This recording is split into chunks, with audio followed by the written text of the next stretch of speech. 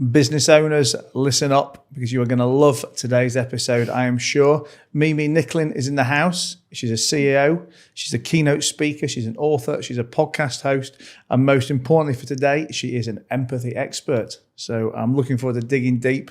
We've been talking a bit before we started recording, and I'm sure there's going to be loads of great angles, loads of great stories and interesting information. So Mimi, welcome to the show. Thank you so much for having me. It's an absolute highlight. Honestly, I'm thrilled. How are you enjoying being in Dubai?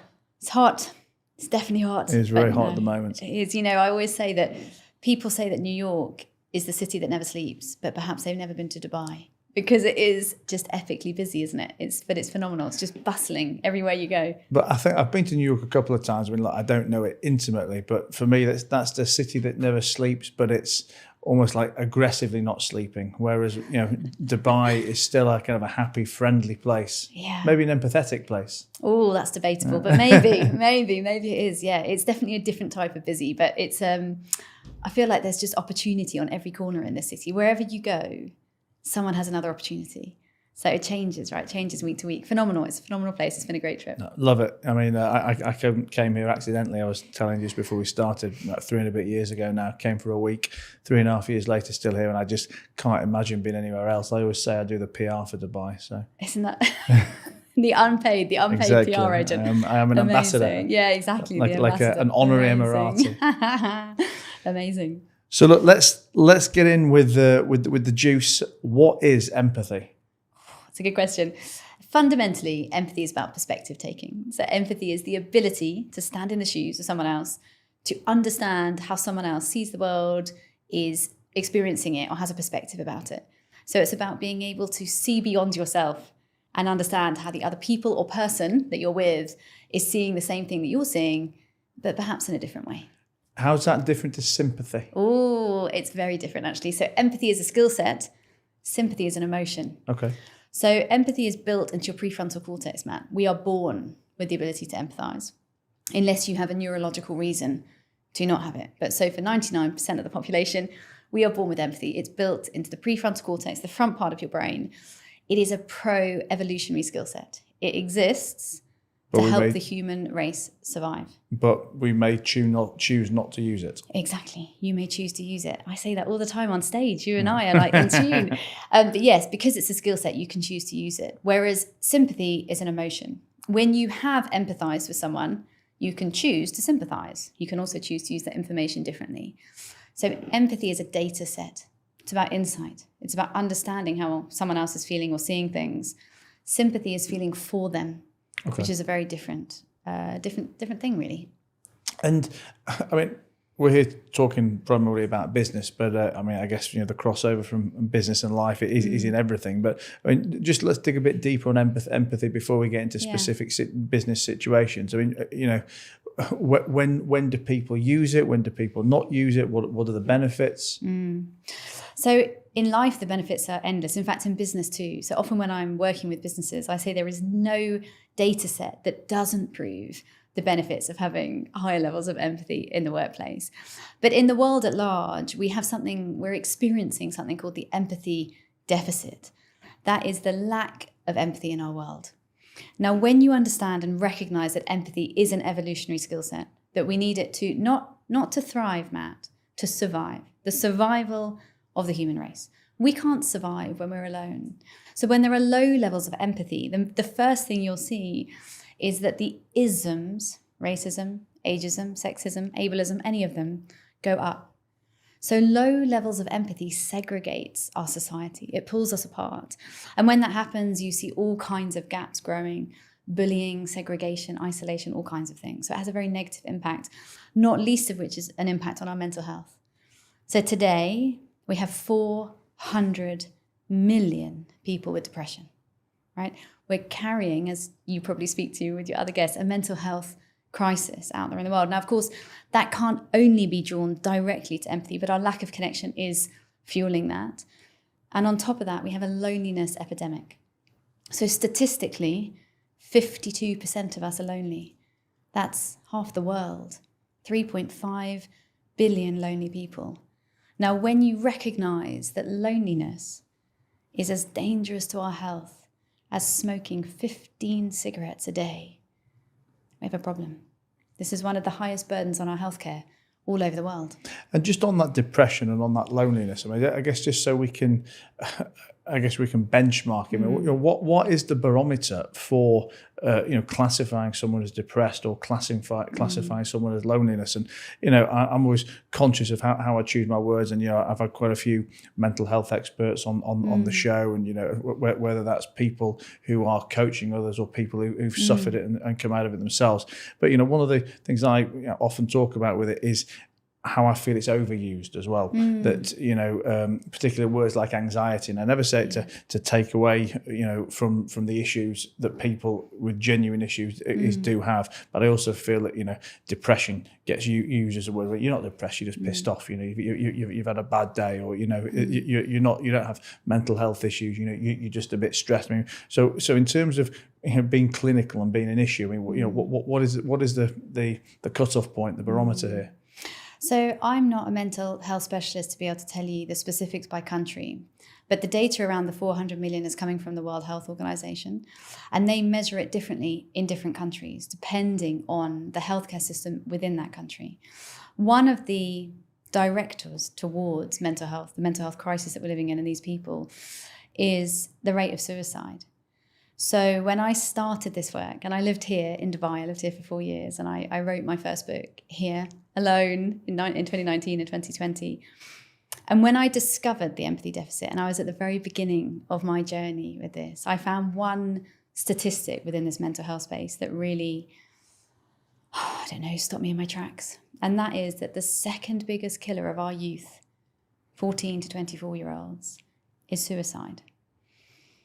When our children are killing themselves rather than staying on the planet with us, we have a problem. And those are global data sets. Of course, those pieces of data change everywhere.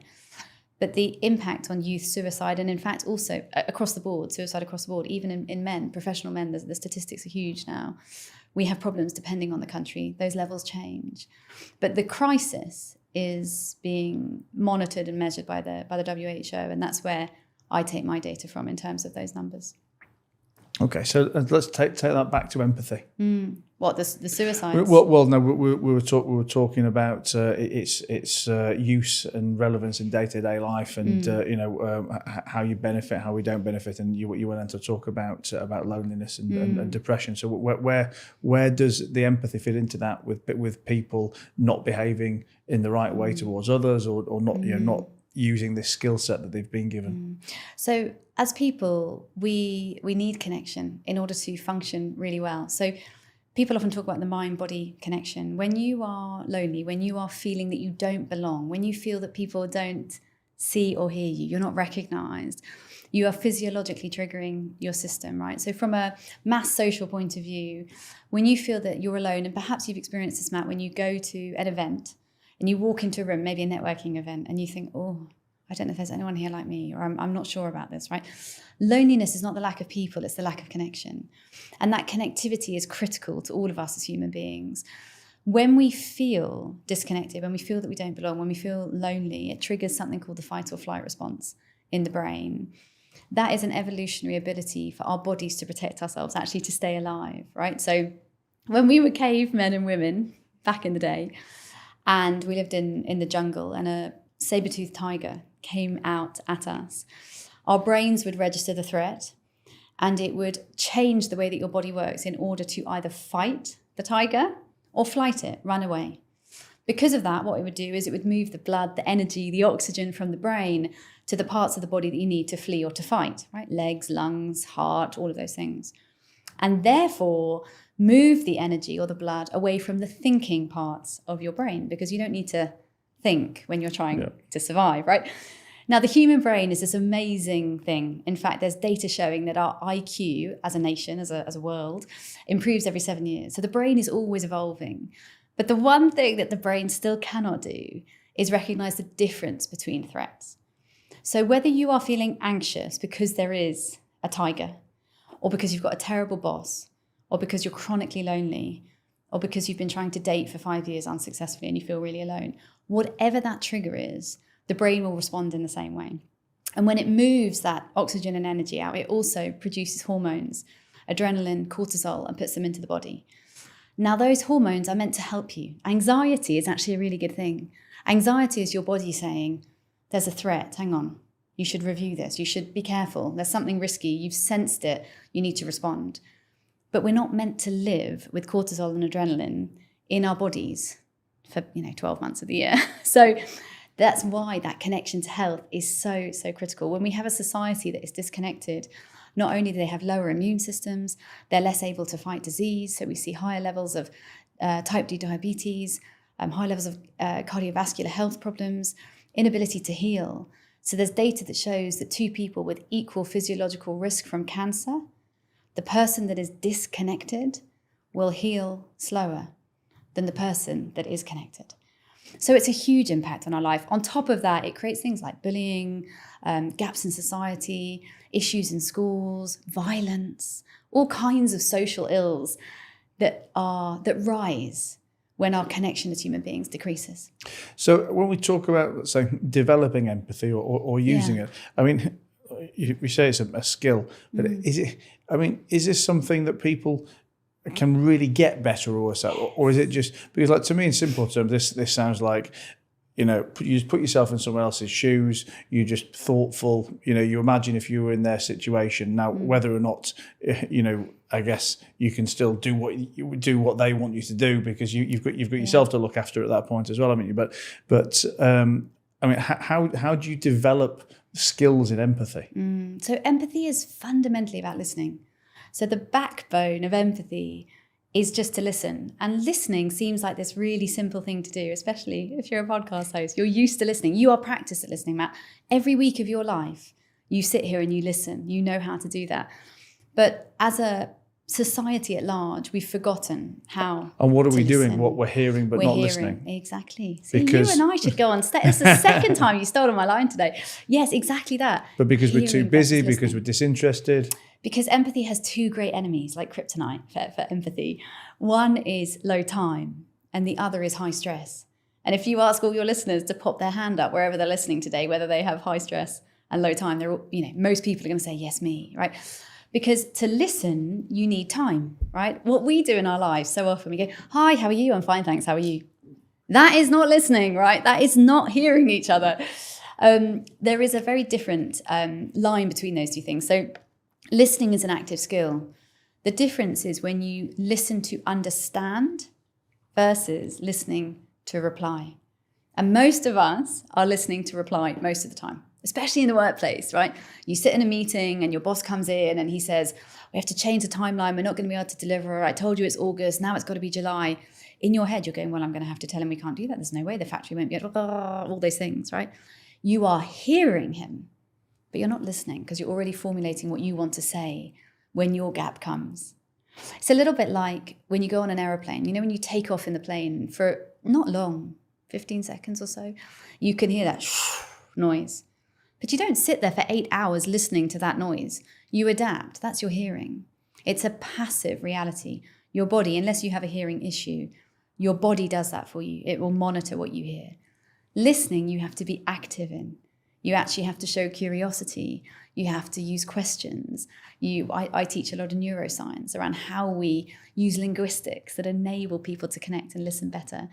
But it is an active skill set. And when I work with CEOs and leadership teams, the honest ones, they always come to me at the end and they say, Mimi, I had no idea. I've not been listening for years to my business or to my wife normally. But they always come and tell me that. I had no idea that I wasn't listening. And from a business perspective, and we'll dig deeper into that in a minute. But so you've been a CEO yourself, and and you still operate a business now and coach others.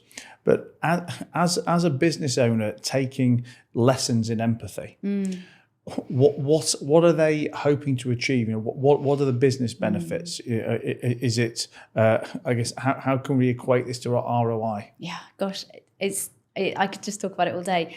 There's very few positive business indicators that don't change when there's high levels of empathy. If you go back to what I was saying earlier about fight or flight and the way that the brain works, right? When you feel that your boss gets you, that's kind of a really simple way of understanding empathy. Do they get me? When you say, oh, he really gets me, fundamentally you're saying he empathizes, he understands me, he sees where I'm coming from, he's interested in my opinion, right? Your entire body is at peace. Your brain, your fight or flight is off, right? In that capacity, you are able to perform at full potential. Your brain is working in full. If you've ever had an argument, Matt, and later on you go, why did I say that? Why did I say that, right? The reason you said that is because your brain was in a state of panic. You actually couldn't control your thinking in that time because, as I said earlier, the blood is gone, right?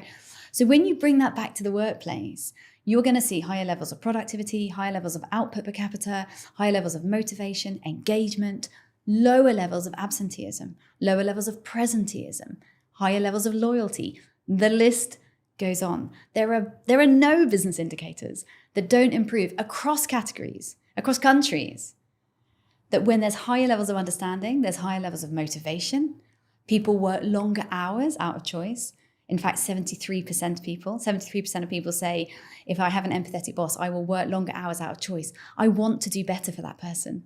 And give me some specific business examples here, of situations where empathy's come into play, either positively or negatively. Because I'm trying to think of conversations and my, let's say, putting my on the back foot negative attitude towards situations which let's say on paper require empathy normally revolve around what I would say is employees asking for unrealistic or unfair things. So, like a big thing of mine's work from home. Yeah. And I fucking hate it. Absolutely hate it. And for me, I'm not moving goalposts. I'll tell you from the outset, I absolutely don't want it. And if that's for you, then I'm not the place. Now, obviously, if you have a one-off family issue, if a dishwasher needs delivering, any of those things, sure. I'm also a very normal and reasonable person, and and I would say that's probably empathetic to listen. Hey, can I have can I work from home this morning, or can I take a day off and make it up elsewhere? But when then someone starts to say, "Oh well, it's gonna suit me better to work from home because then I don't have to pay for taxis to come into work and blah blah blah." For me, that's crossed the line of empathy. I guess it cuts both ways. I could be empathetic to you, but you need to be empathetic to me. Absolutely. And I set my stall out from the outset, and you're now trying to change the goalpost. So, that's my probably initial thought of a workplace empathy type situation. But just for the guys listening, and for me, just give me some specific real life examples of things where empathy's come into play positively or negatively. So first, I want to say to you that I really agree with your point that empathy has to go up as well as down. It's a really good point, because often in my audiences, people think that I'm saying to them, all of you must empathize down in your organization to the Gen Zs and the people below you, right? Which is true. It's great. You should. But we also have to empathize up with our bosses. So to your story there, to the person saying, but Matt, I really now want to work from home. And you're saying, but that is not the business that I run. That is not the culture that I have created here. That empathy also has to go up. So empathy goes up and down and laterally. It is for everyone. This is not a skill set that's just created for us to understand Gen Z, which is what people often tell me, right? But in terms of, I can tell you a couple of stories, but I'll tell you the first one that really comes to mind listening to you, which is from a software business in Mumbai that I was working with recently. And the CEO reached out, and like so many CEOs, struggling with attrition. In fact, globally now, the data shows that 55% of us are planning to resign in the next 6 months, right? So attrition is the biggest issue, hands down, that I work with everywhere in the Middle East and Asia, regardless of country. People can't keep their people, probably for the reasons you're touching on then, right? Mismatch of expectations, which, by the way, is where disappointment comes in, right? The gap between expectation and reality is disappointment. And that's why we're seeing so many people not be able to communicate through those things. But so this gentleman came to me and he said, listen, I really want to understand why my staff are leaving. They're all very young, 25 to 30. I pay them more, but it's not changing anything, Mimi. So the first thing I asked him, I said, well, Sanjay, have you asked them? And he said, well, I can't because they've all left. I said, okay, well then have you asked the people that have stayed behind, why are your friends, your colleagues leaving? And he said, well, no. So I said, okay, well then, let's start there. And that's always the place that I start with these conversations. And you'll be amazed how many HR teams and leaders haven't asked, haven't actually stepped in to fill the gap of that disconnect between what you want as a leader and what they want as a team or how they see it. So I left them to do that. in Mumbai. And then probably 2 months later, Sanjay calls me. He says, Mimi, I've got great news. I think we've turned it around. People have stopped resigning. I said, well, Sanjay, that's fantastic. But what did you do? And he said, well, we changed the coffee machine. And I was like, you changed the coffee machine? Yeah, we changed the coffee machine. So turns out that he did get his young men, generally men in that team, together. And he had a discussion. And what he learned, the empathy here, is that in Mumbai at the moment, for all the Indians listening, chai, not cool. Tea is just not cool. Like that's what, mom and auntie drinks. The young people, they want to drink coffee. And more so, they want coffee in a takeaway cup. They want to hold it, whatever their brand of choice is, whether it's, a Starbucks, whatever it is in their city. But the reality of takeaway coffee is it adds up, right? Really quickly. I never, ever count my Kareem bill on takeaways, right? Disaster. You want a new job by the time you've counted it. So they actually can't afford to have this sort of status symbol, but they love to. Now, again, for anyone listening who's either lived in India or worked in India or anywhere in South Asia, there are these very old-fashioned Nescafe machines. We used to have a similar one in the UK, right? I remember them. You remember them, right? With the little round buttons. Yeah. This office had that Nescafe machine. That's not cool. Nobody wants to drink Nescafe, right? So he got this feedback from the team, and really it was that simple. He took away the Nescafe team and put in a like an espresso, a version of Nespresso. And he got fresh milk delivered rather than that long life carton milk. And then he printed cups with their brand name on it. And so now these young guys, they can go in the morning, they can make really good coffee in a really good cup. They can go down to the street and have a chat or whatever they want to do in their break. And they have what they see as kind of a status symbol. It's pretty cool. They feel good about it. But the most important thing from that is they now feel like, our boss is pretty cool. He gets it. Now, when I told this story to one of the UAE's biggest banks this morning, just literally like 2 hours ago, a lady put her hand up and she wanted to say, I just want to tell you, Mimi, this is not just about Gen Zs. Because my best friend is a gentleman in his 40s and he's just moved to Canada. And I spoke to him at the weekend and I said, how's the new job?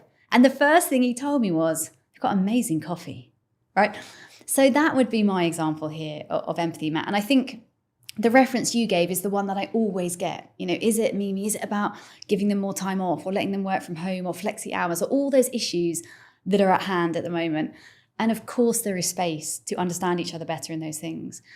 But really what we're talking about when we're talking about empathy at work is understanding the drivers, the motivators, and the way that we can turn around this disengagement app.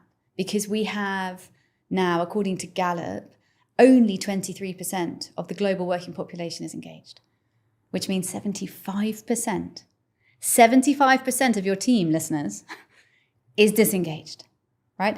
And the cost of that to our global economy, hold on to your seat, is $8.8 trillion, equal to $10.4 billion in the UAE last year in lost productivity, because people are either suffering with presenteeism, just turning up, going home, or active disengagement. So that empathy is about how do we fill the gaps and reconnect our teams and engage them in the places that they're working. So as a business owner, listening to those frightening stats, they are a bit big. Yeah, I mean, what is a 3-point, 5-point, 10-point, whatever action plan that every business owner should be doing tomorrow to start eating into that 75% problem? The first thing is that they have to find ways to ensure that people feel that they are listening to them, right? So you'll hear a lot of people talking about psychological safety because it's a hugely relevant point in this.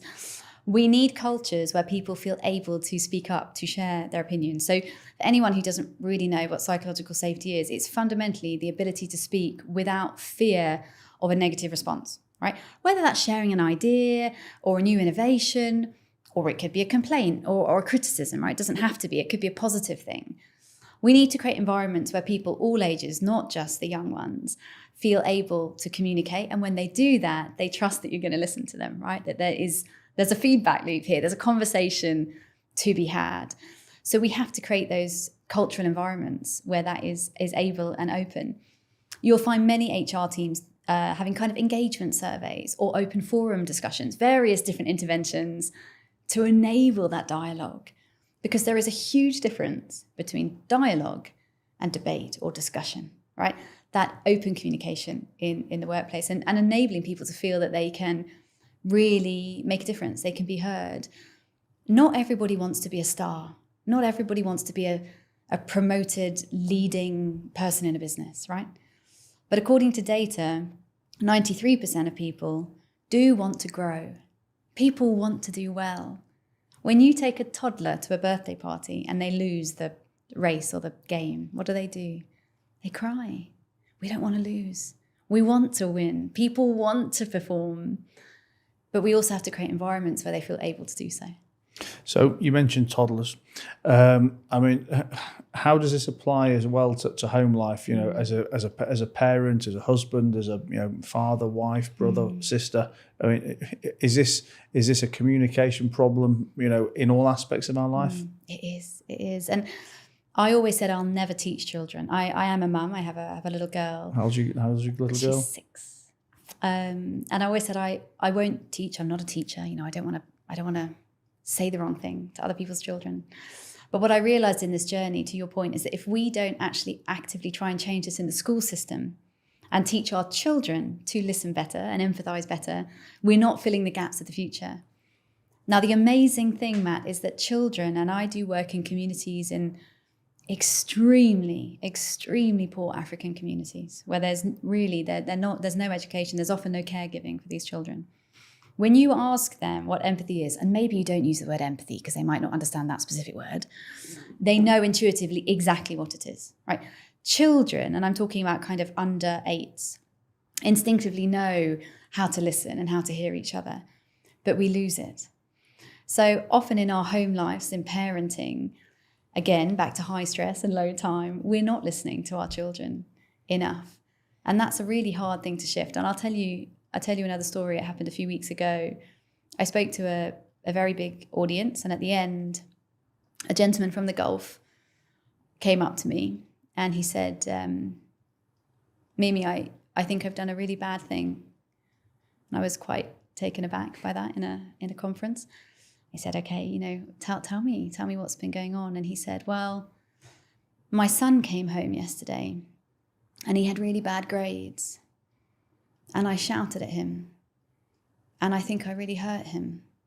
And listening to you today, I realize that I never asked him why. I never listened to why he might have got bad grades. And now, Mimi, I want to leave this conference. And he did. And take him out of school, he's a teenager, and take him out. And first of all, say sorry, but second of all, listen to him.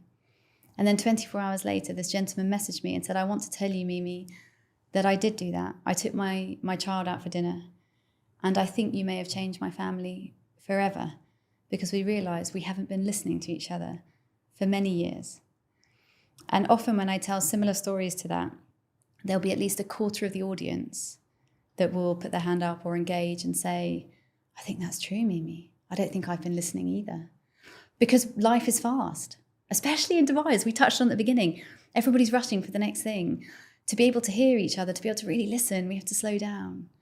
And that works with toddlers and teenagers and everybody in between.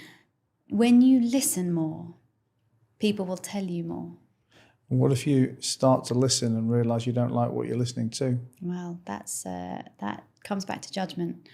Empathy is agreementless and judgmentless. Okay, so you are listening to understand. You don't have to agree. You don't have to like it. You just have to understand it. And probably the hardest question I ever got asked was by the Metropolitan Police Service in London. And I was working with the counter-terrorism unit. And in hindsight, Matt, I probably should have planned for this question, but I didn't. They asked me in the Q&A, but Mimi, can we empathise with a terrorist who's just blown up London Bridge?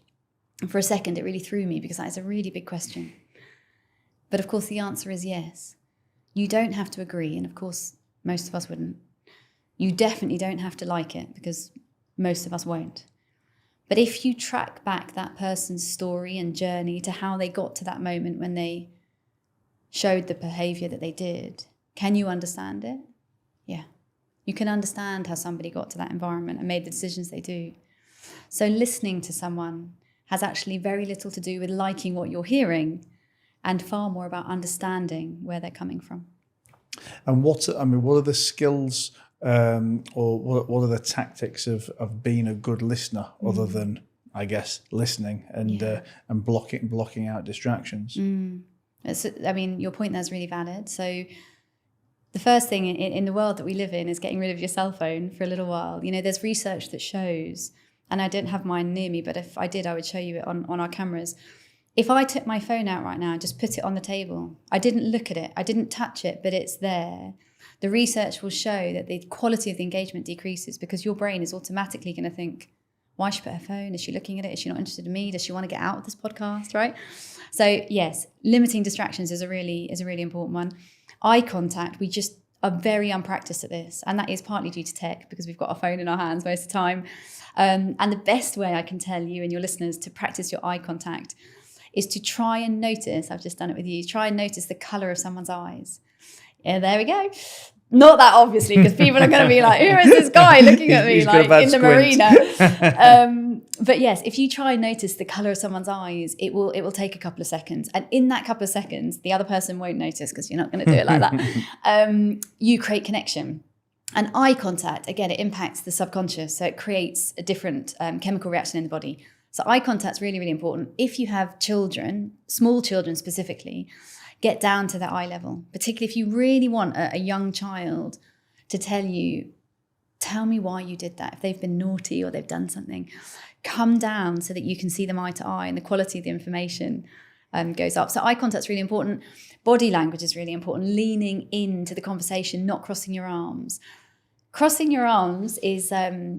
oh God, it just feels so awkward to me. But crossing your arms is actually, again, from a evolutionary point of view, the reason as humans we started crossing our arms was to protect ourselves again from danger. So the reason we cross our arms in front of our lungs and our heart is not by accident, right? You are blocking the most important organs of the body to protect life. So subconsciously, we still know that. So when you cross your arms in front of someone, subconsciously, you are showing them danger. You are creating fear. It's very small, but it creates distance. Of course, the way we understand the modern world is, oh, he's a bit bored or he doesn't really like what I'm saying. But fundamentally, that's where that's coming from an evolutionary point of view. So keeping your body language open, keeping your eyes in connection with people, and then the way you speak. So I touched earlier on neurolinguistics and just the way you ask questions. The tip I'd give everybody listening is to shift from the word why to the word how. This is the most amazing, easy thing to do, right? When you say why to someone, and why is a good word, right? It's a curious word. So when you're talking about empathy, you're looking to be curious. But why is an attacking word, right? Because you're really asking why, right? If you shift that to how, unbelievable things happen. So let's do it in the home. If your teenager comes home late from the mall and you say, why are you late? Immediately they're on the defensive. Probably they knew you were going to say it as well, right? But the minute you shift that to how, so can you tell me how it is that you're late? Can you tell me how it is that we've come to Tuesday night and you are late again, right? Same in the workplace. Like, why did you miss that deadline versus can you help me understand how we missed that deadline? It's unbelievable the impact on the brain and then the communication that comes from that. So I teach it to many managers and leaders in the workplace. Shift your whys to how. And you will see whole different levels of communication, whole different levels of listening. With that, any other form of question that encourages understanding. So can you tell me how you got to that? Can you help me understand why you want to do that? Can you help me understand, what it is that's happening in the team that you're uncomfortable with, right? So any form of open-ending question helps us listen more. And the last thing I'd say is to be really comfortable with pausing, with silence. The Japanese do it beautifully because they believe in this. If you give people 3 to 5 seconds at the end of their sentence, they will often carry on. And in that carrying on, they will often give you far more insight than they ever would have in the first piece of information they shared. But you have to really be conscious of that because in the first few times it feels a bit uncomfortable. Just give people space. And they'll often go, oh, and I just want to add. Right, so that power of a pause is magical. And when you're teaching this to big organizations, are you only teaching, let's say, from a management level, taking empathy down, or does everybody get involved in these learnings so that, I guess, the people who are needed to be listened to understand more about the concept and the process as well? Yeah, both. We do it both. I've recently completed some training in Asia for bank managers and the level below the bank manager in branches. So these are service customer facing people who are using that empathy not just with each other, but we're talking about how do they use it with their customers, right? How do you empathize? One of the examples in this Sri Lankan bank recently that they asked me is, we had promised a loan to a customer. And for anyone that knows Asian culture, they'll know that weddings are very important, particularly for daughters. And this gentleman had been promised a loan that would come in time for his daughter's wedding. And the bank couldn't deliver on it in the end, paperwork reasons, and perhaps it was even the customer's misjudgment. Maybe he hadn't given them all the information they needed or something. But he came into the bank, screaming like a mad person, because the wedding's, now in 2 weeks and he can't afford to pay for it. And this is his daughter, right? This is a little girl. So we were, using a lot of role modeling around how do you use empathy for that person. And now a lot of my work is in conflict management. How do you use understanding at a service level, on the front line? Somebody asked me this week, can you teach it to people that work on oil rigs? Yes. All the way up to the top. But using that situation or that example of the guy with the loan, I mean, do you also teach solutions in these situations as well? Because putting yourself in the shoes of that guy, you can use all the empathy tactics in the world to relate to him, to this, that, and the other. At the end of the day, if he doesn't get us, yes, you might calm him down for a minute, but he's going to rile up pretty quickly again if he's still not getting that money. Yeah, look, in the end, when there's a challenge like that, and this is what I said to the guys at the time, in this situation, they could not fix it. That loan was not coming. That wedding was not going to happen as he had hoped it would. That reality was unfortunately set in stone. They had missed whatever deadline they needed for that money to come through in that system. So the empathy is not going to fix the problem. It's not going to turn around the problem. It's not supposed to. Fundamentally, what the empathy is going to do, that engagement, that connection, is going to facilitate them overcoming that problem, and it perhaps not elevating to other levels of stress, right? So one of the organizations that teaches empathy the most is actually the FBI. And they use empathy in hostage negotiations. So in the toughest of environments, the US Army as well is the second. So really big organizations using this in really even tougher environments than cancelled weddings. And the FBI have a model called the Behavioral Change Stairway, and is a 5-step model to how they help overcome any hostage situation. So if you've ever watched a movie where there's a guy holding up a bank and he's got everybody inside, and you'll see like all of the NYPD, the cops, right? All the police are outside shouting in their microphones and their megaphones and all that stuff, right? And then the FBI guy will come, and the first thing he will do is push them all away and say, just stop talking to that person, go away, right? And he moves them back. And then he'll call that guy with the gun in the bank. And the first thing he will do is listen. The first step of the behavioural change stairway is to listen to them and say, okay, tell me, how's your day? What's happened here? What's going on? Why are you here? So the first step is to listen. Again, same with the guy with the wedding. The second step is to build rapport, to start showing him that you're understanding that. And the third is empathy. The fourth and the fifth move into behavioural change. So impact and then behavioural change. But what the FBI is teaching us is that if you want any level of behavioural change, if you want to overcome any level of conflict and bring that down, listening is path to do that. So you're not going to uncancel the wedding, for sure. But what you might do is change the environment where that conversation is going on. Perhaps stop him shouting. Perhaps stop him leaving the bank and becoming an ex-customer. Perhaps stop him going out into the family and telling everybody he knows to also leave the bank, right? Managing down that situation. So it's about communication versus actual kind of output change, I think. Do you see many cultural differences in empathy? I mean, you talk all around the world, and we talk a lot about Asia in some of these recent examples. But I mean, do you see big empathy deficit problems, depending whether it's Eastern, Western? You see, so it's a really great question, and I get asked similar questions often. We don't have enough data to really map the world in empathy yet.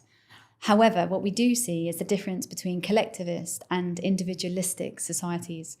So collectivist societies, which is the majority of Asia, a lot of the Middle East, and some of Africa, versus individualistic cultures and realities, which tends to be in the West, also called high context versus low context environments, right? So somewhere like the UK and America, Europe and America, is very low context. 90% of what people say is what they mean, right? You go into a meeting with Americans, before they've even said good morning, they've told you what they want and how they're going to get there, right? The opposite in the Asian world, for example, you have something called high context cultures, which is where actually 90% of what you do is only 10% of what you mean, right? So if you sit in a meeting in India, for example, you're going to go through like a 2-hour meeting and you might still never get to actually what people really want to tell you. They might tell you that later in the evening over a drink or a cup of tea, right? So the difference in cultural context and how people engage definitely changes the levels of empathy. Highly individualistic societies have lower levels of natural empathy. In cities like Oslo, Tokyo, Chicago, because there was a recent study, up to 48% of homes are one singular lone person. I suspect it's quite high in Dubai as well. People living all alone, right? In collectivist societies like Malaysia, where I live, you see many more multi-generational homes. Same here within the Gulf families here in the UAE. You'll see 3 or sometimes 4 generations in the home, so lots of multi-generational living. You'll see people sharing communities, eating in communities. In Malaysia, often people will come downstairs in their apartment buildings and they'll eat in like a food court downstairs. Many groups together, it's very social. In those collectivist societies, natural empathy is higher because they are constantly surrounded by their communities and understanding and talking and gossiping and driving up that empathy. So yes, there are definitely different levels, but it's not got a sort of official global scale, as it were. What's your backstory? I mean, how did you, did you always know all this about empathy? Have you had to go and learn it? Have you, I guess, experienced it in your own businesses? Yeah. I never knew I had it, actually. I think to answer that, people often ask me, is empathy something, is it nature or nurture? And I think today, the answer is both. I think whilst we all have it, we're all born with it, you have to be nurtured or taught or encouraged to use it. Sorry to interrupt, but no, go on. You're born with it, do you lose it or are you just not using it? You're just not using it. Yeah, like any skill set. It's like even a bit like, I don't know, even driving a car, right? If you stop driving for a few years and then you get a rental, you're like, oh, all right. It's the same thing. It doesn't go anywhere. You just get out of practice. But so I think I always had high levels of empathy, but I never knew it. And actually, Matt, my life kind of changed in 2018 when I met with a business coach here in Dubai, actually. And I had taken a role in Dubai, a CEO role. I had moved here from across the world. And when I took the job, the business was, if we're going to be very politically correct in a recording, less than I expected. Not quite as I expected, shall we say. The business wasn't as healthy as perhaps I had been led to believe. You're so much more polite than my other guests. I'm quintessentially British over here. So this business was not in a great way. And I went to see a business coach to help me kind of unpack how I was going to turn this business around. And she asked me this question that changed my life. She asked me about my leadership style. And I told her that I had been using intuition and that I was a very intuitive leader. And she stopped me and she said, Mimi, is it intuition or is it empathy? And that question changed my life. At the time, by the way, I didn't think it was empathy. So I was like, no, it's not empathy. But it led me to discover this space. And I then went away and started researching it. I discovered lots of the data we touched on at the beginning. I discovered the empathy deficit, the fact that we're losing 38% of our empathy over the last 30 odd years. The empathy deficit was coined by Barack Obama 20 years ago. We've done very little with it since then, but I discovered all of this. And then I just felt I had to write about it, partly, honestly, in kind of like self-therapy. It was very therapeutic for me just to write down what I was learning about this and how I might use it to turn this business around. And before I knew it, I had about 30,000 words written predominantly on Emirates aeroplanes. And someone suggested I write a book. And I was never planning on being an author. And I remember it so clearly. And she said, well, why don't you write a book? And I remember saying to her, surely the only people that write books is like John Grisham and somebody at Harvard, like not me. But I did. And you weren't a speaker or a coach or anything at this point. You were still operating your own business. This was just a side accident. Yeah, I'm an accidental entrepreneur. I really, and even this work today, this was never meant to make me any money. It was just passion. I wrote the book and then it became a bestseller. And then I had this podcast and nearly 100,000 people came. And before I knew it, this world became of me. I don't know, purpose is just the most overused word in the world. But I think it was my purpose. I think this is what I was always meant to do. And because of that, it's very easy for me to do it. I work very long hours. I travel all the time. And I just love it. I just love what I do. And is working for you primarily talking about this and teaching this, or I think you have a branding agency as well. You still operate your own business? Yeah, I do. I have a phenomenal branding agency called A Life by Design. It's headquartered in Singapore, actually. We have an office here in Dubai, and we do lots of work in branding in the real estate sector. Okay. So that takes up some of my time. And the rest of the time I'm speaking, I'm doing masterclasses and workshops and helping people listen. Do you find, does empathy feature in branding in any way? It does. I mean, when I think back to how I started my career in advertising, which is the role I did for a very long time, we used to do a lot of what we called focus groups back then, consumer understanding, consumer insight work. And fundamentally all of that and all of kind of design thinking comes back to empathy, right? Being able to understand customers or clients or people that you're trying to sell to. So yeah, absolutely. In the world of marketing and branding, there is a huge role for understanding other people. If not your audience, then your client. And we've had a really great run of winning business here in the UAE. And normally the feedback is, and I know that our work, by the way, is not the best in the world. I mean, there's many brilliant branding agencies. Our work is good, but it's not the best in the world. But we win because we listen. And the clients in some way always tell me that. Mimi, you were the only people that really heard what I wanted. You really got it. And what they're saying is you listened, right? Compared to many other businesses perhaps that listened, I don't know, less well maybe. Are you a Gary Vee listener? No, not anymore. But I know who he is. Why not anymore? Well, I don't know. Did something happen? Nothing happened with me and Gary Vee. No, I just... The reason I ask it's not in my circle anymore. It's not a random question. It's because the first time I'd actually heard the word empathy was from him. He has a wine brand called Empathy Wines. He does. That's right. He does. And I think he's one of his books. It's like 13 something or others. Emotional skills or whatever that you need to learn. One of them is about empathy. But in terms of the things he talks about, obviously he's got 3 or 4 key pillars he talks about. Obviously, particularly branding on social media. But I guess hence the name Empathy Wines. I mean, he hammers on about empathy and how he feels that is his biggest quality, one of his biggest skills as a leader. But like I said, I'd never even heard the word before him, to be honest. Yeah. No, I haven't heard him talk about it, but I did know that he had Empathy Wines. But perhaps that says more about my love for wines. I mean, if you listen to any of his content anymore, I mean, you don't need to listen to many episodes before he starts to talk about it. I mean, it is literally the word is every 5th word on the end of his tongue. I should send him a message. I should send him my book and say, let's talk. And talking about the book, I mean, what else is in the book that that we haven't been talking about today? What can people expect to find in there or learn?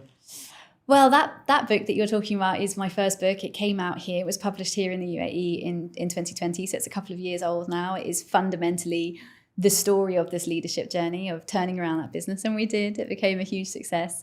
This tells the story of that business. Okay, it does. It tells the story of how we did it.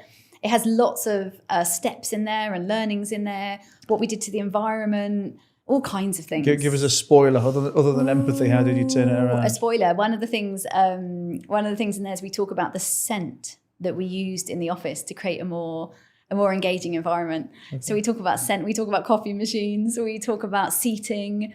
All kinds of different things that we did in the small space that we had to create more understanding, more engagement, just a happier team, and turn it around. But probably, I guess, more interesting is my new book because it's coming out in October. It's been a couple of years since I wrote that one. And the new book covers a lot of the data that I've spoke to you about today. In fact, I've probably shared more with you than I have anywhere else yet. I hope so. There we go. So the new book is about longevity and the connection to empathy. So some of that data I said at the beginning about you could be the healthiest person in the world, but if you have no connection, you're statistically likely to die 8 years earlier. So the book is in 3 parts. It looks at longevity and leadership.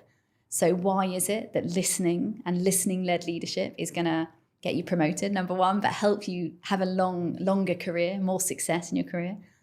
The second part is around relationships. So I often wonder, how many marriages could we save if we were able to listen to each other better? There's also some content in there for mother-in-laws, for anyone who needs to listen better at home. And then the last part is about health. So it is unpacking that health data around, we're all looking for the secret to longevity and how we live longer, healthier lives. And we have some phenomenal data in there from Harvard, also from the Blue Zones. If anyone's, I don't know, have you seen it? Have you seen the Blue Zone documentary on Netflix? No. You've got to do that before you come to KL, and we're going to unpack it over a cold drink. But for anyone listening, it's a phenomenal documentary, 5 parts, I think I'm right in saying, on Netflix, came out about a month and a half ago. And the Blue Zones is a piece of research where they looked at all of the parts of the world where they have a high percentage of centenarians, so people that live to 100 and beyond. And they studied, there's 5 of them, they studied these areas, and then they looked at what brought them together. What is it that connects the areas of the world where people live the longest, and what can we learn? So it's a really great Netflix series. And we use a lot of that data in the book as well, and look at what is it about these remote parts of, there's a place in Japan, place in Italy, place in Greece, place in Latin America, that connects those societies. And why is that making them live longer? And how can we all learn from that? So, and tell me, with the living longer and the loneliness issue, I mean, if you are, let's say, a person wanting to learn about empathy so that you can be kinder to others and help other people live longer, get that bit. What if you're the lonely person? Can they learn from this, or is it for them? Do they just have to go out and knock on doors and say, "Hey, I'm lonely. Do you want to talk to me?" Shame. No, it's definitely, empathy is for everyone, really. What we didn't talk much about today is self-empathy, which is another large part of my work, which is empathizing with yourself, right? The ability to understand yourself and understand what you not being too hard on yourself. Not being too hard on yourself. Speaking to yourself as you would your best friend, really. So often if you think about when your best friend or somebody close to you has had a bad time or an issue, and the way you speak to that person, and then take a moment to think about last time you made a mistake and what you said to yourself, I would, guess that the gap is quite big. When someone else does it, you tell them, don't worry, it wasn't your fault, it was an accident, you didn't mean to, it's going to be fine. When it's yourself, you're like, why are you so stupid? I can't believe you did that. Why would you do, all of those things, right? So I think, the way most people speak to themselves, if you spoke to other people the way you spoke to yourself, you wouldn't have any mates. You would have no friends, exactly. So we're extremely harsh on ourselves, right? But we're also very disconnected to ourselves. So self-empathy is that ability to really connect back to yourself and know what you need to connect, to thrive, to be better at work, in life, wherever it is. And actually, self-empathy is the first step really to all empathy. Because if you don't understand yourself, it's very hard to understand others without judgment, because you're going to carry your own judgments and your own realities into those environments. So back to your question about what can lonely people do, I think the first thing is to work out what is it that's causing your loneliness and how might you find solutions to that. So whether it's joining new hobbies or groups, that doesn't have to be in real life, it can be online. Finding people that are like-minded, maybe they share a love for the same pet you have or some form of travel. The one thing that I say to all people in this position is the only person that can fix your loneliness is you. You have to act. You can't sit at home with what many people would sort of explain as a victim mentality or feeling sorry for yourself, right? You are alone. You are feeling lonely. You can change it, so you have to go out and find those connections. I'm not saying it's easy. I've been lonely. I know what it's like. It's not easy, but you can turn it around. Well, Mimi, it's been an absolute pleasure having you here. Thank you. We've got the book. We know about you speaking, but give yourself a little shout out for where people can find you and contact you and learn more. People can find me at Mimi Nicklin, anywhere, basically, on all platforms. I'm most active on Instagram and on LinkedIn. And my website is www.empathyeverywhere.co. Perfect. Well, listen, I'm going to look forward to reading this book. I'm going to look forward to seeing the next one as well. And hopefully I will see you in KL at some time in the future. You definitely will. Thanks for having me. Thanks for being here.